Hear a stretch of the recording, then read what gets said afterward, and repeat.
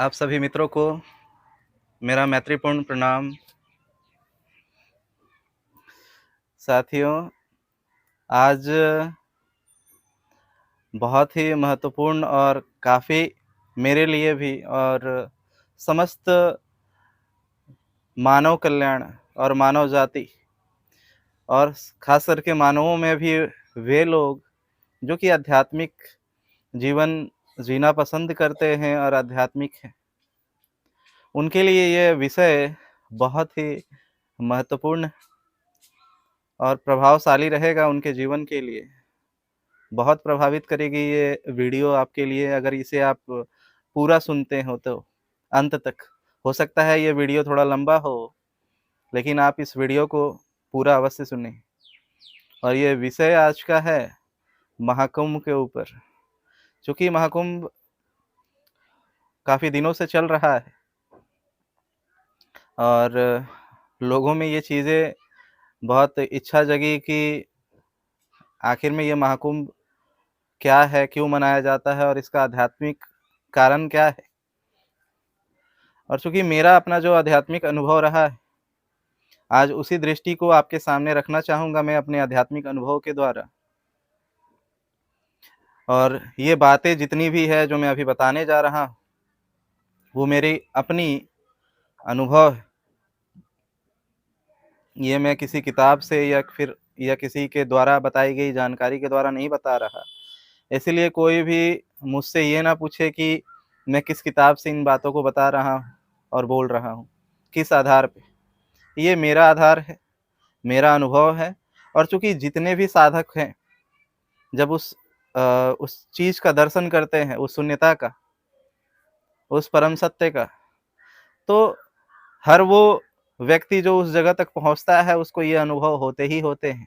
इसलिए उस अनुभव के आधार पे मैं आप सभी को ये जानकारी देने के लिए जा रहा हूँ, जिसे आप आशा करूँगा कि आप इसे अंत तक देखें, ताकि आप अपने जीवन में इस महत्वपूर्ण चीज़ को, ये जो पूजा स्थल है महाकुंभ, इसके बारे में आप जान सके और इसके आध्यात्मिक महत्व और इसके पीछे का कारण क्या है, इसे समझ सके। क्योंकि इस महाकुंभ के विषय को समझने के लिए आप पीछे की चीज़ों को, चूँकि ये साधक से जुड़ा हुआ मामला है, अध्यात्म से जुड़ा हुआ मामला है, और आध्यात्मिक जीवन बिना ध्यान के तो संभव नहीं है। कि आप समझे कि आपके जीवन में ध्यान नहीं है, आध्यात्मिकता नहीं है और आप इस विषय को समझ जाएँगे, महाकुंभ को समझ जाएँगे, ऐसा संभव नहीं है। क्योंकि हम देखते हैं कि ये महाकुंभ जो है, ये गंगा, जमुना, सरस्वती, जहाँ पे ये 3 नदियाँ जा कर के एक जगह मिलती है, उस संगम स्थल पे ही ये मेला आयोजित किया जाता है। और आपको इस इसे समझने के लिए ध्यान को समझना बहुत ज़रूरी है। और चूँकि कहा जाता है कि गंगा जो है, वो शिव की जटाओं से निकली है, तो लोगों को और ज़्यादा कन्फ्यूज़न हो जाता है कि ये गंगा शिव की जटा से कैसे निकली हो सकती है। क्योंकि जो आस्था रखने वाले लोग हैं, वो मान तो लेते हैं, लेकिन जो अंदर से जो अनुभव चीज़ें कहती हैं, वो अनुभव कैसे कहें? क्योंकि हर एक व्यक्ति जो वैज्ञानिक दृष्टि से और आज के समय में आधुनिक जीवन में है, क्योंकि ये बातें कब कही गई थी और उसके मतलब आज क्या निकाले जा रहे हैं, बहुत अलग है, बहुत अलग है। उस समय जो बातें कही गई थी और आज उसको एज़ इट इज़ लेने से ढेर सारे भ्रम तैयार हो गए हैं। अब शिव की जटा से गंगा निकलने की बातें आती हैं तो लोग वास्तव में इस गंगा को, जो पानी वाली गंगा है, नदी वाली गंगा है, इससे उसको जोड़ करके देखते हैं। लेकिन अगर ये चीज़ें अगर भौतिक दुनिया से ही जुड़ी हुई होती, तो फिर ये आध्यात्मिक कहाँ है? ये तो सांसारिक हो गई।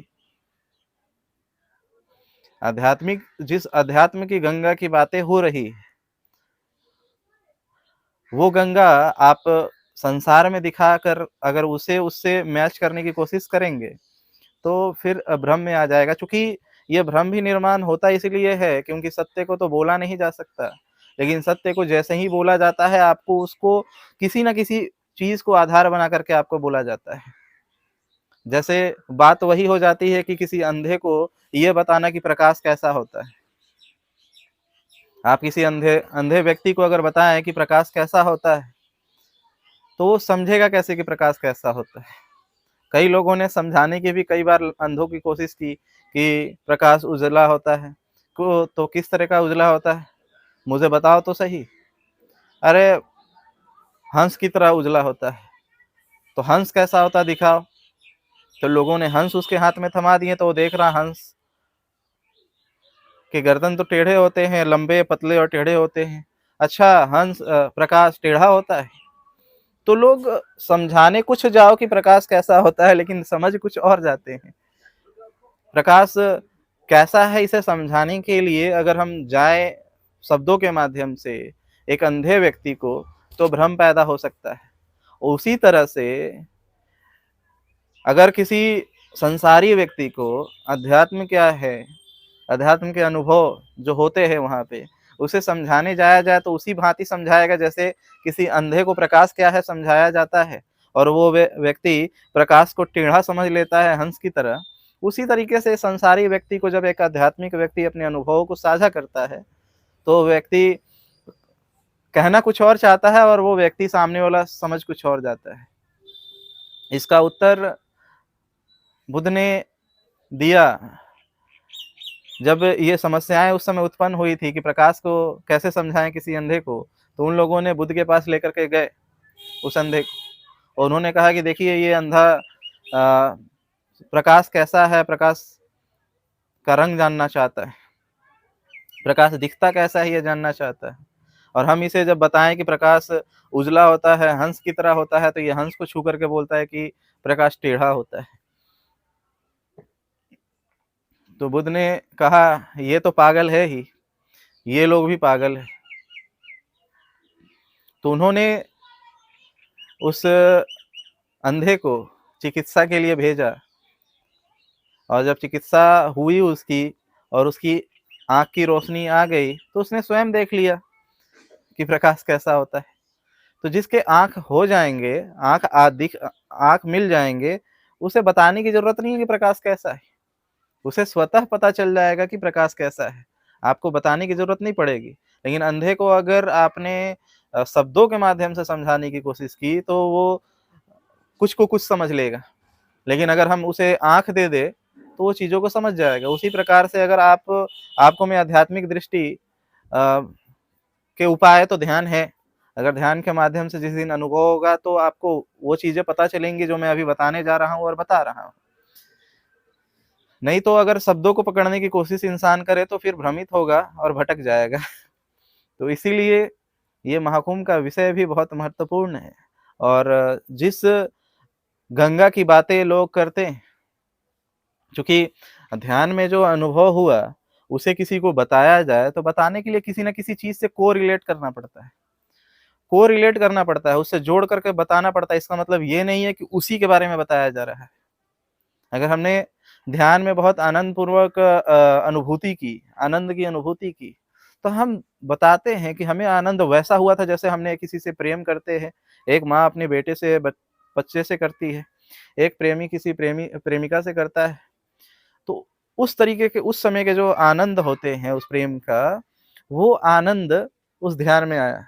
तो इसका मतलब ये नहीं है कि जो ध्यानी है वो ध्यान में जो अनुभव और उसे जो आनंद आया है, वो वाला अनुभव आया है जो प्रेमी प्रेमिका से करता है और उससे मिलता है। नहीं, वो उससे कोरिलेट कर रहा है, उससे जोड़ के बता रहा है, लेकिन एग्जैक्ट वो नहीं होता है। लेकिन चूंकि वो व्याख्या नहीं कर पा रहा है या उसके लिए शब्द नहीं है, और शब्द संसार के लिए बने हुए हैं, आध्यात्मिक दुनिया के लिए शब्द नहीं है। वहां शब्द ही नहीं होते हैं, वहां तो मौन होता है। तो ये जो गंगा शब्द का उपयोग हुआ है, गंगा जैसा पवित्र और शीतल,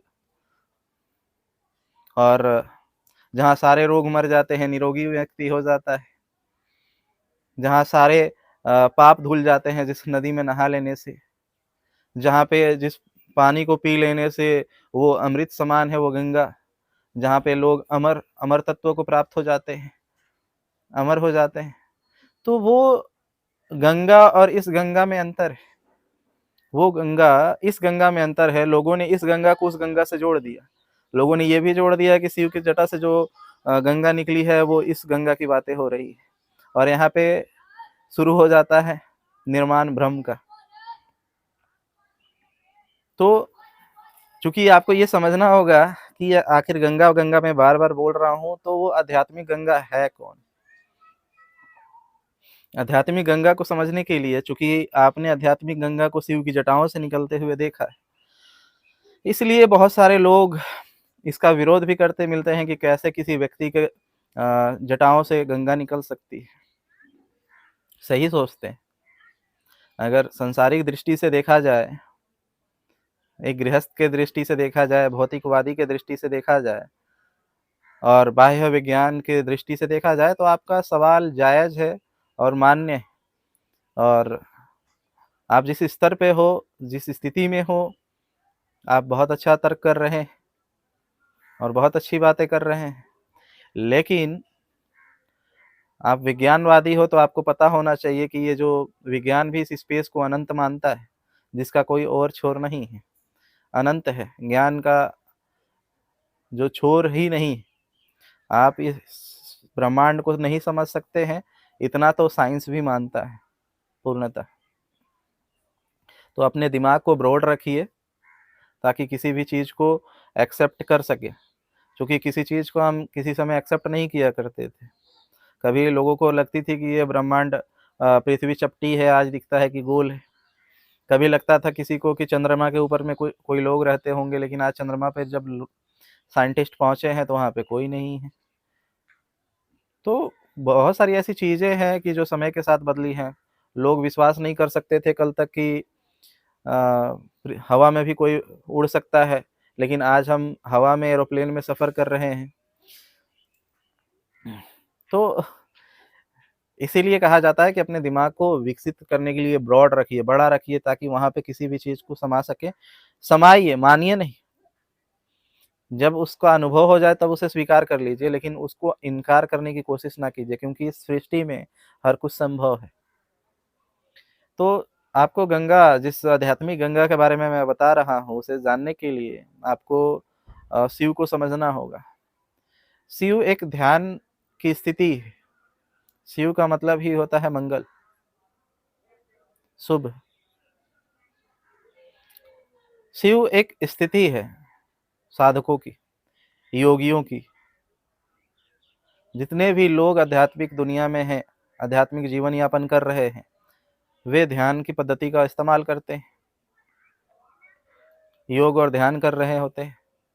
तो ये एक स्थिति है, स्टेट ऑफ माइंड, और कहें state of no mind. Confusion हो सकता है, इसे आगे भी क्लियर करेंगे। स्टेट ऑफ माइंड आपके अनुसार कहें तो स्टेट ऑफ माइंड मतलब एक उच्च मानसिक स्थिति की एक उच्च स्थिति, मन की एक उच्च स्थिति आपके अनुसार। लेकिन आध्यात्मिक दृष्टि से उसे कहते हैं स्टेट ऑफ नो माइंड, जहाँ पे मन होता ही नहीं। उस स्थिति को शिवत्व कहा जाता है। तो वो एक योगी जब ध्यान में, गहरे ध्यान में और लंबे समय से जब ध्यान कर रहा होता है, और चूंकि ध्यान है क्या, वर्तमान में स्थित होना। आप कहेंगे कि हम क्या वर्तमान में नहीं है? नहीं, आप वर्तमान में नहीं हो।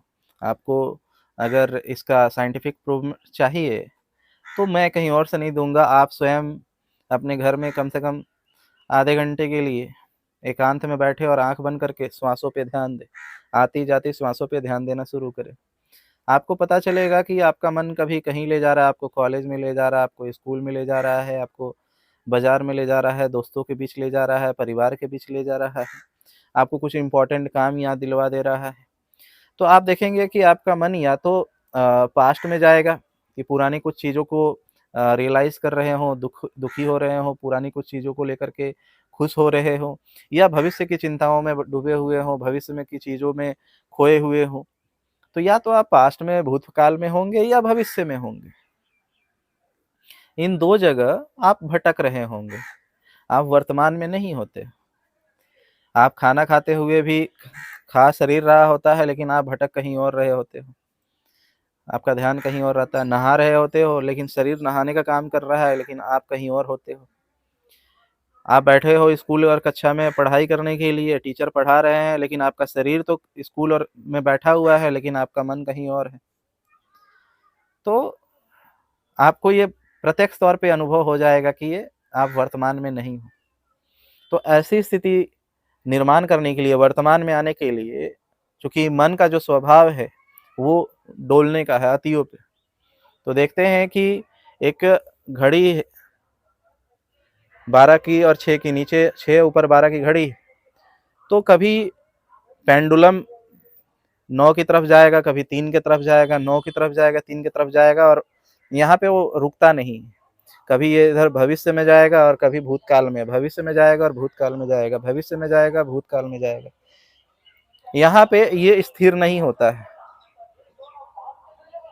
तो इस स्थिति को निर्माण करने के लिए हम श्वासों पे ध्यान देते हैं, ताकि धीरे धीरे वर्तमान को अनुभव कर सके। तो जैसे जैसे हम नज़दीक आते हैं ध्यान के माध्यम से, मन को अपने वश में करते और प्रेजेंट में स्थित होते हैं, उसी समय का जैसे ही हम प्रेजेंट में स्थित होते हैं, वर्तमान की धारा में आ जाते हैं, बहने लगते हैं, उसी क्षण का नाम समाधि है, उसी क्षण का नाम निर्वाण, उसी क्षण का नाम बुद्धत्व है, उसी क्षण का नाम तीर्थंकर पैगंबर है, परमहंस परमानंद है।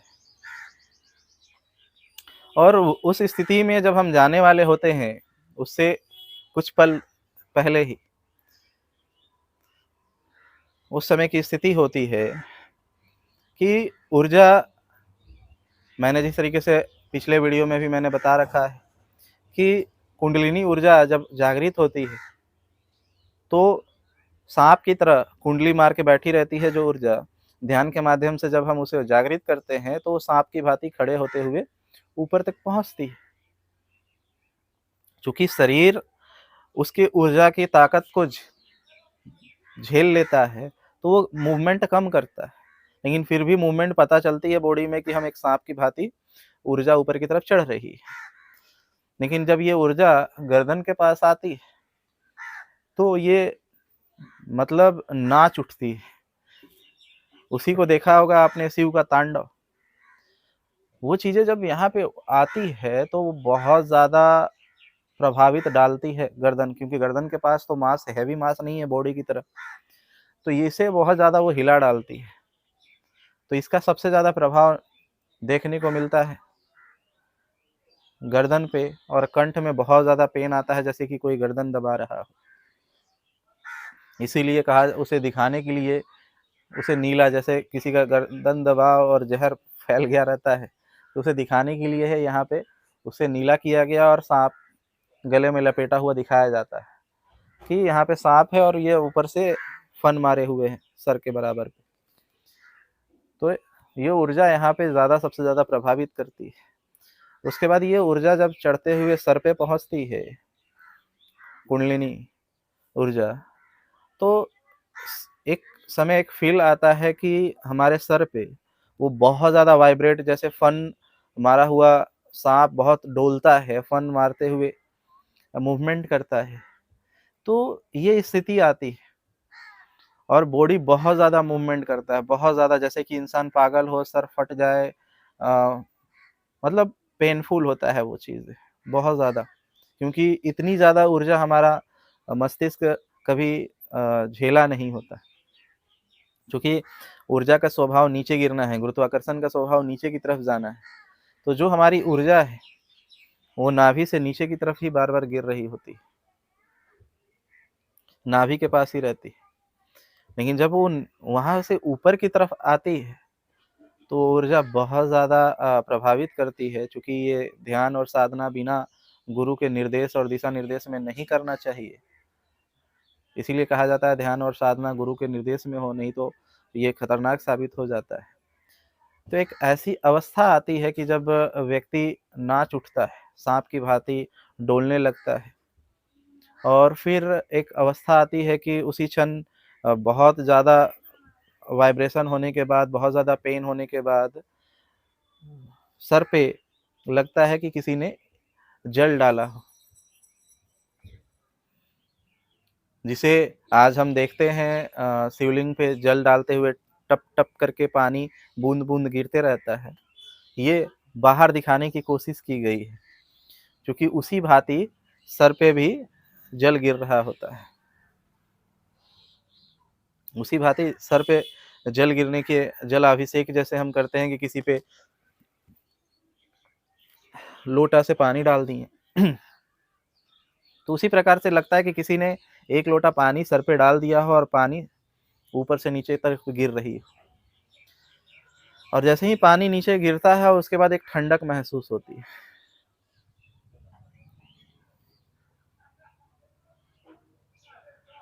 तो इन्हीं चीजों को डिफाइन किया गया है, क्योंकि जब भी कोई व्यक्ति साधना में जाता है, आध्यात्मिक दुनिया में जाता है, तो 3 चीजों का पालन उसे करना ही पड़ता है, जिसे त्रिरत्न कहते हैं, त्रिशूल कहते हैं, सील, समाधि और प्रज्ञा।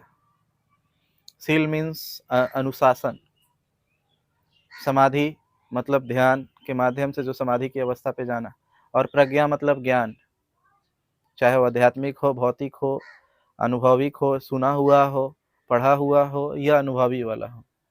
इन चीजों की जरूरत पड़ती है, सील, समाधि और प्रज्ञा। इसी को त्रिरत्न त्रिशूल कहा गया है। इसीलिए ये जो त्रिशूल उसकी आकृति बनाई गई थी, एक प्रतीक था। जो शिव के हाथ में जो त्रिशूल है वो त्रिरत्न है, सील, समाधि और प्रज्ञा का वो प्रतीक है। वो किसी को मारने के लिए नहीं बनाया गया था, वो एक प्रतीक है। तो आपने त्रिशूल का मतलब समझ गया कि वो प्रतीक क्या है, सील, समाधि और प्रज्ञा का, जहाँ पे अनुशासन आता है, समाधि आती है और प्रज्ञा अनुभव आता है, ज्ञान आता है। इन 3 चीजों का मेल है। उसी तरीके से जब इसे डिस्क्राइब किया गया लोगों को कि इसे जो अनुभव है, जो एक साधक को उस स्थिति पे जाकर के होता है, तो इसे जब किसी ने लिखा और मूर्तिकार ने इसे मूर्ति में उतारने की कोशिश की, तो मूर्तिकार ने यही दिखाया कि एक व्यक्ति ध्यान के मुद्रा में बैठा हुआ है, सामने त्रिशूल भी गड़ा हुआ है, गर्दन में ये सांप लपेटा हुआ है, चूंकि वो कुंडलिनी ऊर्जा का प्रतीक है सांप। उसके बाद जटा है, जो कि साधकों के जटा होते हैं। पहले के सारे साधक जटा रखते थे, बाल रखते थे। तो जटा में जो अनुभव हुआ अभी कि एक जल निकला, जल गिरा सर पे, उस जल को ही उन लोगों ने गंगा के तौर पे दिखाया, क्योंकि उन्हें उसे उदाहरण को लेने के लिए उन्हें बाहर की चीजों को समझाना पड़ेगा।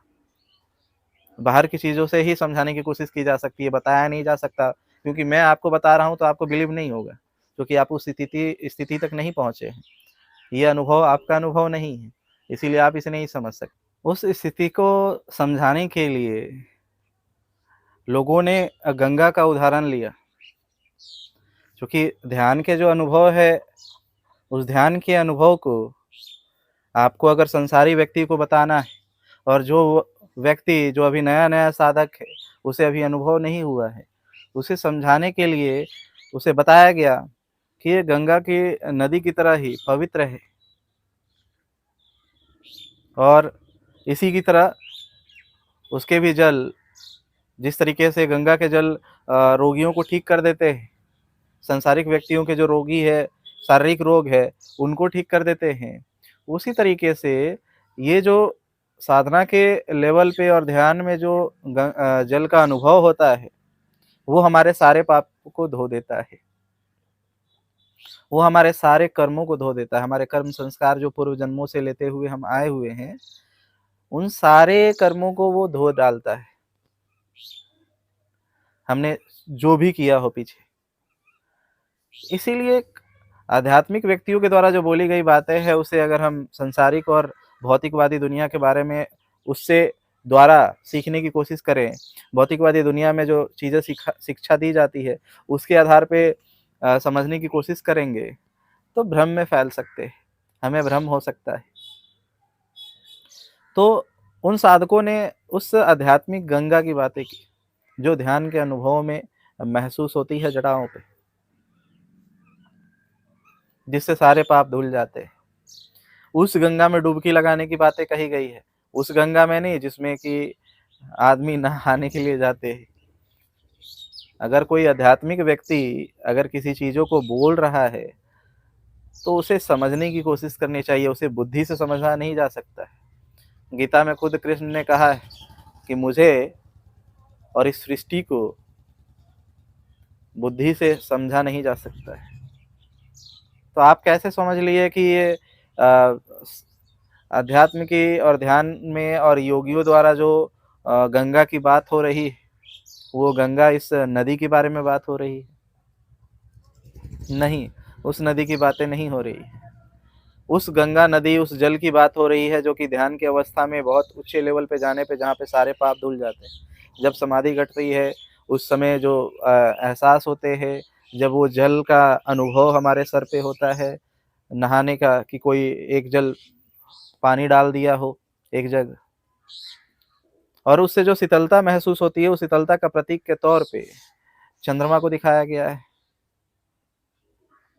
तो एक तरफ तो हम देखते हैं कि शिव के जितने भी मूर्ति बनी है, जो कि को मूर्तिकार ने जो मूर्तियां बनाई वो साधकों के अनुभव के अनुरूप बनाई।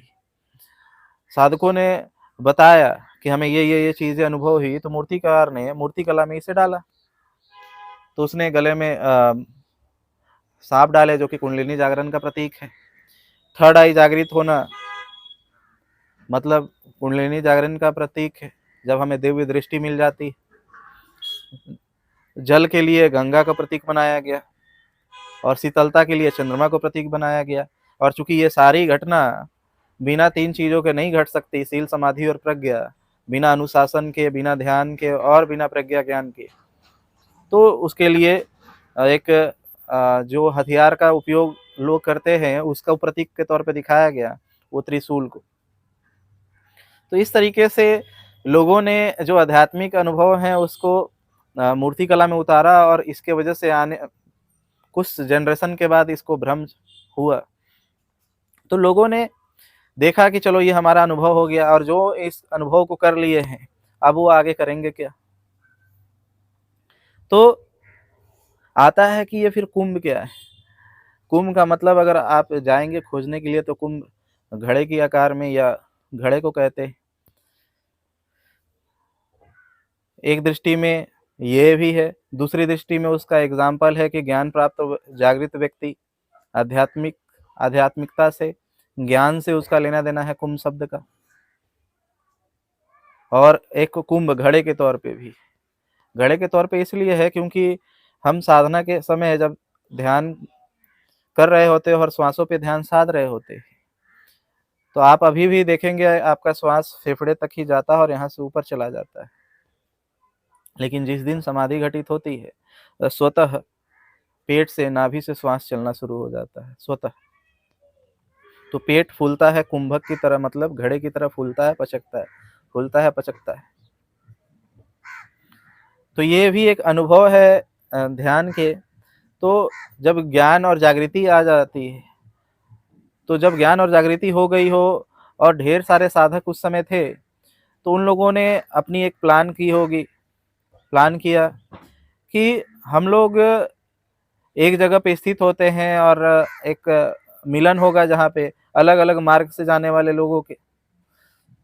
तो भारत में जितने अलग अलग प्रकार के ध्यान विधियों के माध्यम से जो लोग पहुंचते थे, भारत में लगभग 300 से ज्यादा ध्यान विधियां रही, जो भी सांख्य दर्शन के माध्यम से, ध्यान में भी कई प्रकार के ध्यान है, योग के माध्यम से जो लोग उस अवस्था को प्राप्त होते, तो अलग अलग मार्गी, अलग अलग ध्यान के मार्ग पे जाने वाले लोग पहुंचते तो एक ही जगह है, लेकिन मार्ग अलग अलग होता है।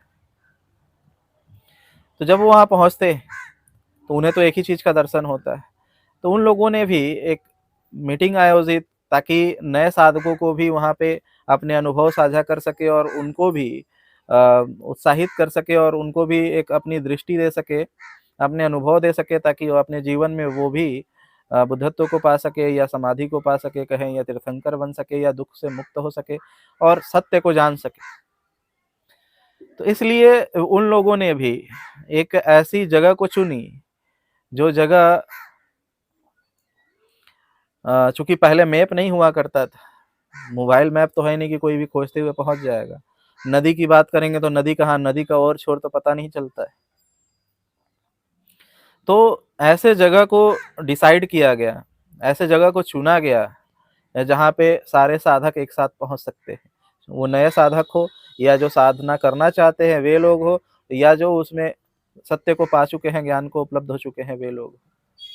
ये लोग एक जगह पे एकत्रित होना शुरू किए और उसके लिए उन्होंने ऐसे संगम स्थल को चुना जो कि गंगा, जमुना और सरस्वती नदियाँ 3 जगह मिलती हैं, और वो सेंटर पॉइंट बनाया गया, सेंटर बनाया गया। और वहाँ पे प्रति वर्ष लोग, साधक प्रति वर्ष ध्यान करते साल भर, और एक समय ऐसा आता है जहाँ पे वो दिन तय किया रहता कि इस महीने में यहाँ पे हमारी मिलन होगा, संगम होगा। इस नदियों के संगम के जगह पे हमारा भी संगम होगा। मतलब जहाँ पे हमारा संगम होगा वहीं वो जगह भी वैसे ही चुना गया जहाँ पे वो संगम हो रहा हो, अंदर भी संगम, बाहर भी संगम। तो संगम स्थल, 3 नदियों का मिलन स्थल चुना गया। अब चूंकि लगातार वहाँ पे प्रतिवर्ष ये कार्यक्रम चलते रहे, शुरुआत के दौर में कुछ नए लोग भी और दूर दूर से लोग भी आना शुरू किए, लेकिन फिर ये चीज़ें हुई कि वो दूर से इस जगह पे आए तो पता चलने के बाद, लेकिन प्रति वर्ष आने और जाने में ही 1 साल पार हो जाता। मान लीजिए कर्नाटका और केरला के जगह के लोग भी अगर यहाँ आए तो उन्हें तो साल भर आने और जाने में लग जाएगा। इसीलिए तय किया गया कि ये जो संगम है, ध्यानियों और योगियों का, साधकों का जो संगम है, ये सिर्फ यहीं आयोजित नहीं किया जाएगा। जहाँ-जहाँ साधक है वे अपने-अपने जगहों पे, अपने-अपने राज्यों में एक केंद्र बनाएँगे और वहाँ पे वो इकट्ठा होंगे और अपने अनुभव को आदान-प्रदान करेंगे। तो आपको देखने को मिलेगा कि भले ही केंद्र बिंदु प्रयागराज है, गंगा, जमुना, सरस्वती है, लेकिन हर राज्य में नदियों के किनारे पर्व होता है। नदियों के किनारे पर्व होता है, चाहे आप कर्नाटका, केरला तक चले जाओ, चाहे झारखंड में भी हमारे इधर। लेकिन हाँ, हर जगह अलग-अलग नामों से उसे माना और जाना जाता है। चूँकि यहाँ हिंदी है तो कुंभ शब्द का उपयोग हुआ है, तो झारखंड में कुछ अलग शब्दों का उपयोग हुआ, बिहार में कुछ अलग, केरला, कर्नाटका, उड़ीसा, छत्तीसगढ़, मध्य प्रदेश, इन सभी जगहों पे अलग-अलग शब्दों से इनको नवाजा जाता है, पुकारा जाता है, बोला जाता है। इसीलिए हमें लगता है कि नहीं, वो सही नहीं है, सिर्फ यहीं पे कुंभ लगता है, नहीं, कुंभ पूरे भारत में लगता है। सब जगह अलग-अलग जगहों पे, अलग-अलग समय में, वहाँ की परिस्थितियों के अनुसार, वहाँ के साधकों के अनुसार वो चीज़ें लगती थी। क्योंकि अब वो एक मेला का रूप ले लिया है। और इसीलिए ये चीज़ें भी हुई कि चलिए आप प्रतिवर्ष तो यहाँ पे नहीं आ सकते, प्रतिवर्ष तो यहाँ पे नहीं आ सकते गंगा, जमुना, सरस्वती। सेंटर ये है, इसकी शाखाएँ पूरे भारत में फैल गई कि आप अपने-अपने राज्यों में, अपने-अपने जगहों, केंद्रों पे, अपने-अपने नदियों के किनारे ये संगम करें। लेकिन एक बार ये महासंगम होगा, एक बार महाकुंभ होगा, महासंगम होगा, जब पूरे भारत और पूरी दुनिया के लोग, साधक एक जगह इकट्ठा होंगे और ज्ञान चर्चाएँ होंगी। यहाँ पे नए साधकों को अनुभव बताए जाएँगे जो अभी-अभी ध्यान साधना में उतरे हैं। जो लोग ध्यान को समझना चाहते हैं वे भी इस चीज़ को समझेंगे। तो ये चीज़ें काफ़ी बेहतरीन तरीके से नियोजित की गई कि चलो ये प्रतिवर्ष आप नहीं आ सकते हो, लेकिन 12 साल में तो आ सकते हो। तो फिर 12 साल में भी आयोजित करना शुरू हुआ कि एक तो 1 साल प्रतिवर्ष चलता रहेगा और वो सब अपने-अपने राज्य में भी करते रहेंगे। और एक समय ऐसा आएगा कि पूरे भारत और पूरी दुनिया के जितने भी साधक हैं वो एक जगह इकट्ठा होंगे और गंगा, जमुना, सरस्वती उसका केंद्र होगा। और उसका नाम ऐसे तो प्रतिवर्ष जब लगेगा तो इसे कुंभ मेला कहा जाए, और जब 12 साल में एक साथ सब राज्य के लोग इकट्ठा होंगे, पूरी दुनिया के साधक एक जगह इकट्ठा होंगे, उस मेला का नाम महाकुंभ होगा। क्योंकि महा मतलब ढेर सारे लोग और पूरी दुनिया भर के साधक एक जगह इकट्ठा होंगे। इस तरीके से लोग वहाँ पे संगम स्थल पे इकट्ठा होना शुरू किए और धीरे-धीरे वो लोगों के लिए मनोरंजन की चीज़ें भी बनी, ज्ञान के साधन भी बने, संस्कृति, एक नई संस्कृति का निर्माण हुआ। तो ये हमारे लोगों से जुड़ गया, बहुत कनेक्टेड हो गया। कि नहीं प्रतिवर्ष जाना है, 12 साल में जाना है। तो ये एक केंद्र बन गया, हमारा आध्यात्मिक केंद्र, एक धार्मिक केंद्र बन गया, जिसकी वजह से आज भी आप देख रहे हैं कि करोड़ों लोग पता नहीं क्यों जा रहे हैं, क्यों जाना है, लेकिन जाना है। क्यों?